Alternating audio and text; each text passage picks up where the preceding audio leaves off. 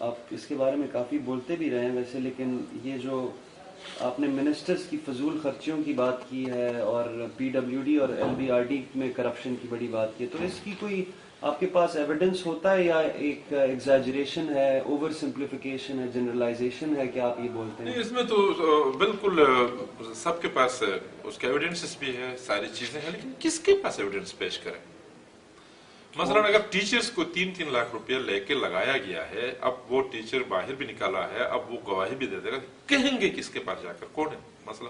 کس کے پاس جا کر آپ کے وہ کوئی ادارے ہیں نہیں؟ اچھا جناب، کورٹ سے اس پہ ایکشن نہیں، کورٹ میں جاؤ گے، کورٹ میں بھی نہیں ہو سکتا ہے نا آج تک۔ کورٹ سے تو کوئی ایسی کورٹ کی ڈیلیوری کیا ہے اس سے بھی تو ہم بڑی مایوسی ہے، ٹھیک ہے نا۔ اور دوسری بات یہ کہ جناب علی اتنے پیسے، اب ایک چیز کو آپ دیکھیں نا، 28 ارب روپیہ میری نالج کے مطابق میرے خیال ان تین سالوں میں آئے ہیں۔ 28 ارب کا کام کہاں ہوا ہے؟ 1 ارب کا کام نہیں ہوا ہے، میں تو یہ سمجھ رہا ہوں۔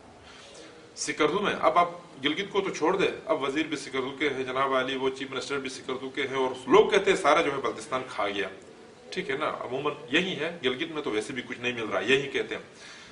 سکردو روڈ پر گلگت سے ہم 4-5 گھنٹے میں پہنچتے تھے، اب 7-8 گھنٹے لگتے ہیں۔ کوئی بہتری تو نہیں ہے وہاں پر، کوئی پل پر بہتری تو نہیں ہے۔ انہوں نے اپنے مامے بانجے بتیجوں کو جو ہے سروسز میں لگایا ہے یا بیچ دیا ہے، کل ٹوٹل یہی کام کیا ہے، یا پیسے امبزل کر کے اپنے جیب میں ڈال کے جو ہے اپنا کاروبار کہیں پر، کسی نے دبئی میں اسٹیبلش کیا ہے، کسی نے پاکستان میں کیا ہے، کسی نے کہیں پہ کیا ہے، ٹھیک ہے نا۔ تو ہمیں نظر آتا ہے۔ اور دوسری بات یہ کہ میں ایک منسٹر کے خلاف جب میں بیان دیتا ہوں جناب علی کہ یہ تو ایک عام آدمی تھا، یہ کروڑ پتی کیسے بنا، تو وہ کہتا ہے کہ یہ میری بےزتی کرتا ہے، میں تو ارب پتی ہوں۔ یہ اخباروں میں ہے۔ اور اسی طرح پھر یہ جناب جیسے کرپشن پر ہم بات کریں تو اس کا ایک مذاق اڑایا جاتا ہے، اور پھر ہمیں کہتے ہیں جناب علی یہ اسٹیٹ کے خلاف ہے۔ وہ خدا کے بند، یہ کون سی اسٹیٹ ہے جس کی مضبوطی کے لیے، پریکٹیکلی تو ہم مضبوطی کے لیے کام کر رہے ہیں نا، جب کرپشن دور ہوگی، یہاں ساری چیزیں ہوگی تو فائدہ ہوگا نا۔ اور وہ جو یہ ساری چیزیں کرتے ہیں، وہ اسٹیبلشمنٹ جو ہے وہ ان کو سر پہ اٹھاتی ہے۔ ہم یہ جو بات، ہم تو ڈبل اس میں واقعی میں ہم پھنس گئے۔ ہمارے مخالفین بھی غلط نہیں کہتے کہ یہ آدمی پھنس گیا کہہ کر، واقعی میں پھنس گیا، ٹھیک ہے نا۔ اور پھر مزے کی بات یہ ہے جناب علی، کہتے ہیں چیف منسٹر پنجاب کے پاس اتنا ہے تو میرے پاس کیوں نہ ہو، پنجاب کے وزیروں کے پاس اتنا ہے تو میرے پاس کیوں نہ ہو۔ اب مسئلہ ہی یہاں پر یہ ہے کہ گلگت بلتستان کا منسٹر چیف منسٹر، پنجاب کا منسٹر چیف منسٹر بننا چاہتا ہے، پنجاب والا سعودی عرب کا بادشاہ بننا چاہتا ہے۔ نہ پنجاب سعودی عرب ہے، نہ گلگت بلتستان پنجاب ہے۔ اب پھنس گئے نا۔ اور باتیں جو کرتے ہیں وہ اسلام کی کرتے ہیں کہ حضرت عمر فاروق کا اس طرح کی زندگی تھی، حضرت علی کی اس طرح کی زندگی تھی، اور پریکٹیکل دیکھے تو جناب علی کے خلاف چیزیں، اور لوگوں کو بتا دیں۔ یہ منافقت، ہائپوکریسی کے سوا میں تو کچھ اس میں نہیں دیکھ رہا ہوں، ٹھیک ہے نا۔ یا ڈول، یا پھر یا قدرت سے بھی، اللہ تعالیٰ سے بھی مطلب منافقت نہیں کرنی چاہیے اس کو، تو دھوکہ تو اس کو نہیں دیا جا سکتا، وہ تو خود سے دھوکہ ہوتا ہے۔ یا پھر اور ایک اور چیز میں دیکھ کے میں حیران ہوں کہ جناب بستر اٹھا کے سارے لوگ تبلیغ کی طرف ایک طرف جا رہے ہیں۔ ماتم کے دنوں میں پاکستان کا شاید دنیا کا سب سے بڑا جلوس جو ہے گلگت میں نکلتا ہوگا، وہ اسماعیلی بھی چاند رات وغیرہ میں جو ہے جماعت خانوں میں اتنا بڑا رش، نہ ایل بی آر ڈی ٹھیک ہوتی ہے، نہ پی ڈبلیو ڈی ٹھیک ہوتی ہے، نہ فارسٹ، نہ فشری، تو نہ ٹوریزم، تو نہ کوئی بھی ٹھیک نہیں ہوتا۔ تو یہ عبادت کیا، اس کا کیا رزلٹ ہے؟ تو آپ نے ایک سوال مجھ سے پوچھا کیا مذہب کے خلاف کی بات نہیں ہے، ہمارا جو ڈیول جو ہمارا ایک کریکٹر ہے، ہم اس کے خلاف، ٹھیک ہے ہم سب گنہگار ہیں، اس میں کوئی شک نہیں ہے، گناہ انسان کے ساتھ گناہ تو لگا رہتا ہے، وہ تو ایک الگ بات ہے، لیکن اتنی بڑی مطلب وہ مذہب کے ساتھ وابستگی اور لگاؤ، اور اس کا پریکٹیکل جو ہے، دیکھیں نماز بے حیائی سے روکتی ہے، تو بے حیائی کوئی صرف کپڑے اتار کے بیٹھنے کا نام تو نہیں ہے جناب علی، جو آفس میں ہوتا ہے وہ سب کچھ بے حیائی۔ اچھا روزہ جو ہے تقویٰ دیتی ہے، کون سا تقویٰ جی؟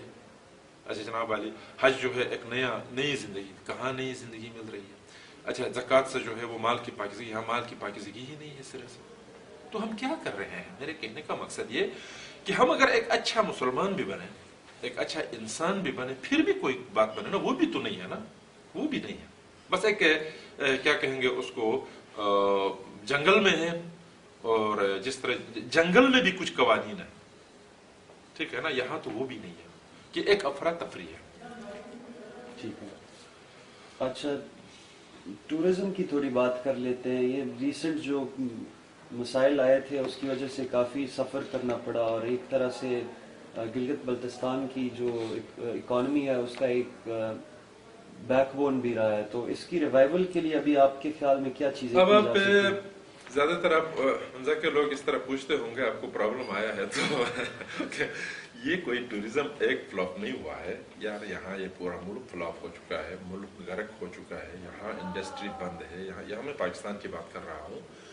गिलगित बल्तिस्तान में क्या, वहाँ तो बहुत चीजें जो है वो बिल्कुल, अब देखे ना इंसान, वहाँ फ्रस्ट्रेशन इस हद तक बढ़े और भूख बढ़े और क्राइम बढ़े, तो मैं तो उस खतरे की तरफ देख रहा हूँ। नया कोई वसीला हमें मिले, कोई सोर्स मिले, ये तो उसका तो मुझे नहीं लग रहा। बस सूरत दीगर देखिए जनाब, मैं आपसे गुजारिश करूँ, हम इस असेंबली के अंदर आए थे तो हमें तो पता था इस तरह होना है, लेकिन फिर भी एक असेंबली के अंदर कोई इसलिए आता है, या मेरी भी ये ख्वाहिश है कि हम पानी पर कानून साजी करें, हम बिजली बनाएं, हम टूरिज्म पर कानून साजी करें, टूरिस्ट जगह बनाएं, अच्छा जहां मिनरल्स पर काम करें, हम जंगलात पे काम करें, हम एग्रीकल्चर पर काम करें। इस मकसद से असेंबली में आते हैं ना। अब असेंबली में तो सिर्फ ये है कंपनसेशन पर बात करनी है, या तो किसी को मार के तनख्वाह लेनी है, या खुद मर के कंपनसेशन लेनी है। सोर्स ऑफ इनकम तो ये रही है ना हमारे पास, और क्या रही है?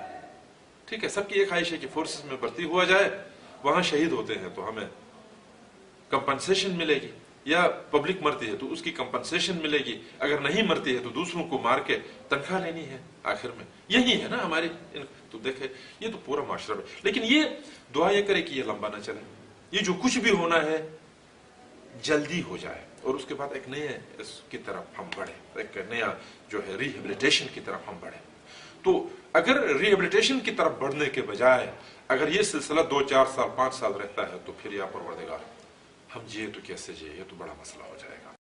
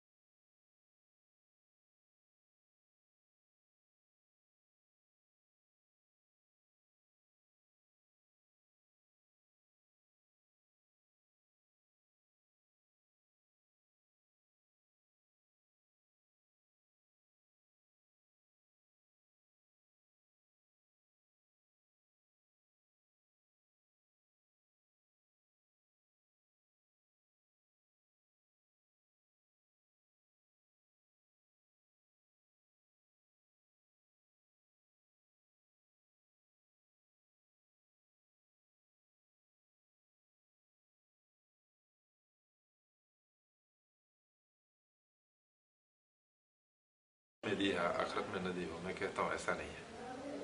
उनको जो रहमत है वो वजह है, वो वजह यह है कि दरिया टेम्स के किनारे पर लोग मछलियों के लिए, मुर्गाबियों के लिए चावल लेकर, दालें लेकर, डबल रोटी लेकर हाजिरी देते हैं।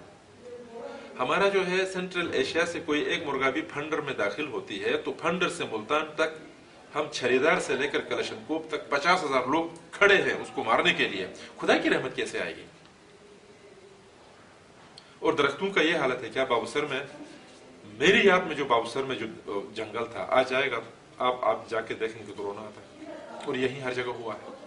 और फिर लोग न काटे तो क्या करें?